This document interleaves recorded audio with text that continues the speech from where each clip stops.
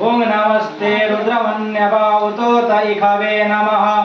बाहुभ्यामुदते नमः जाते रुद्रा शिवा तनूरघोरं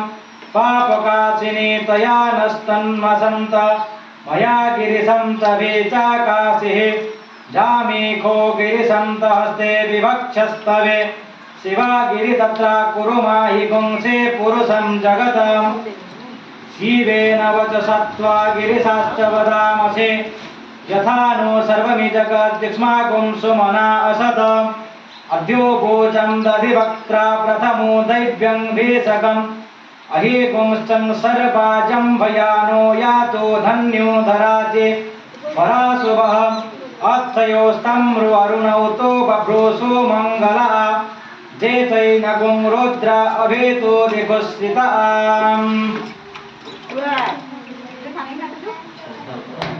गोटे मिनिट पूरा